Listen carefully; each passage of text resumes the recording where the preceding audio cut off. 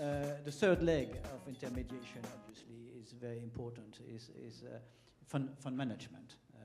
And Stephane, the same question, fund management is not just a European industry, it's a global industry. And how there is this matching between all this new regulation and the global competitiveness of the fund management in Europe. Thank you, Edouard, and thank you also for Mazar for sponsoring and inviting me at this panel session. Just as a reminder, AFG is a French asset management association. In France, you have more than 600 asset managers based in France. Out of them, 400 of them are our members, managing either UCITS or non-UCITS funds or mandates. In terms of comparison, basically 20% of assets under management under the form of collective investment schemes in Europe are managed from Paris, basically in equal terms with London and Germany. So it shows that obviously Paris is a significant leading center for fund management, and it implies that the European and worldwide dimension is very important for our members. Just two short points before answering the question of competitiveness of our industry. First point, on this panel session, it was expected to have a representative of the European Commission, and it's too bad that the European Commission declined to come. Because even if it's good for us, because we have a bit more time, each of us, the bad point is that we are speaking about the agenda of the next Commission. And sincerely, I think it's very bad because, for your knowledge as well, there is currently a public consultation on the Europe 2020 agenda issued by the European Commission. And by the way, you have until the 31st of October to answer that public consultation. And among the topics in that current public consultation from the European Commission, among the policy fields involved is competitiveness of the European framework. So it was the first point I wish to make. It is officially on the agenda, even if no one is able on the stage to express the European Commission's view. Second point, and it's not because there is an Italian invited person on the stage, but I think that the Italian presidency will be crucial for this coming term of 5 years. Because obviously 2020 will be the end of the existing new term, which will end at the end of 2019. And when you look at all the member state presidencies during the next 5 years, in a way it's a bit scary. Because Italy is a single, if I may say so, big member state, which will chair the Union, by the way, and which is also, for long, a very pro-EU member state. And so, for the rest, it will be either really smaller states or less pro-European member states.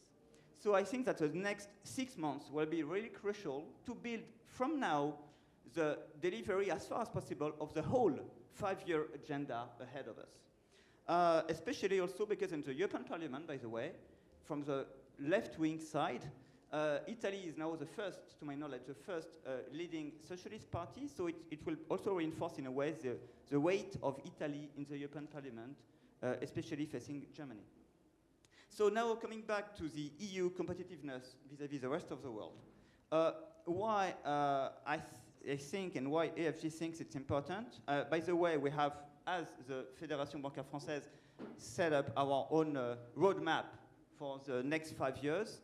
And basically, we share the same core point, which is that now we have, we think, restored trust to a very large extent, and we have now to shift to a more pro-competitive agenda for the EU industry, or at least for the asset management and fund industry. Not only the French one, but more largely the European one. Why? Because, number one, when you look at facts, basically the US fund industry represents 45% of the worldwide industry, fund industry. Europe is about 35%. It depends on the currency rate between the dollar and the EU, but and the euro, but it's more or less the relevant figures. And when you look at the top 20 asset managers in the world, basically 10 are US managers and 10 are EU managers. And obviously, in addition, it's not only an US-EU issue, but also a growing, I would say, emerging countries issues, because we are seeing a significant number of new managers coming from Brazil, from China, from Australia, which will also compete with the EU managers. So starting from facts, we think that guaranteeing a significant EU competitiveness, at least for our industry, is crucial for the next 5 years. It's also true for the UCITS product, because as you may know, UCITS is currently probably the best known worldwide fund product exported in, I would say, around the world.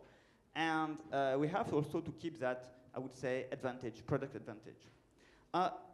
In terms of competitiveness, it's a twofold approach. Number one, we wish to get a political agenda and technical agenda which will reinforce our ability to export more out of Europe. But also, you have to be aware that the competition will increase within the EU during the next 5 years, because at least of two directives. Number one, EIFR directive, because from next year, potentially, but I think that politically speaking it will be done, but from next year, there will be the possibility for third country managers and third country funds to benefit from the EU passport, competing directly with EU players and EU products. So EU managers will have to be in a good shape to be able to compete with non-EU players, even in Europe. And the second directive, which is involved, is MiFID, and it's not only concerning fund managers, by the way, but a wider range of players. No one, or almost no one, is speaking about one new element and crucial element of the new MiFID, MiFID II. It's the third country passport. There was no third country passport in the previous MiFID, MiFID I. It's a really big and new issue, which was not tackled so much by so many players. We were very active in trying to limit the effects, not the existence, but the effects of that third country passport. But anyway, it will be possible for third country players to provide for financial services, at least towards professional investors, but actively located in the EU. So because of AIFMD and MiFID, we will have to be competitive even in Europe. And in addition, we wish to export more and more out of Europe. So in terms of regulatory agenda, I think that the European Commission has done some very good initiatives, has taken very good initiatives, like the European Long-Term Investment Fund, LTIF, which was clearly a way to build a pan-European product which could, I would say, be complementary to UCITS or AIFs to offer a long-term investment product. So from that side, I think the Commission was good in this initiative. But on the negative side, I would say, I will not repeat that because it was mentioned already. Clearly, the European financial transaction tax is a pain in the neck, I would say, for EU players competing with non-EU players, clearly. And more specifically, in our area, we have a significant series of concerns. Number one, about the keyword of shadow banking. So because of that keyword, the European Commission started with money market funds, which may impact not only the CNAV money market funds, but also the VNAV money market funds, so basically the whole industry in Europe. And I think that shadow banking will not capture at the end of the day not only money market funds, but it may derive to the rest of investment funds, like bond funds, and potentially any type of fund with some restrictions. We see also that currently the Commission is preparing a sort of UCITS 6 initiative through which they may restrict the possibility to manage securitized products within investment funds. So it might be another constraint that we may have to face in the coming years. And last but not least, even if it's not targeting us, we are often caught by other pieces of legislation.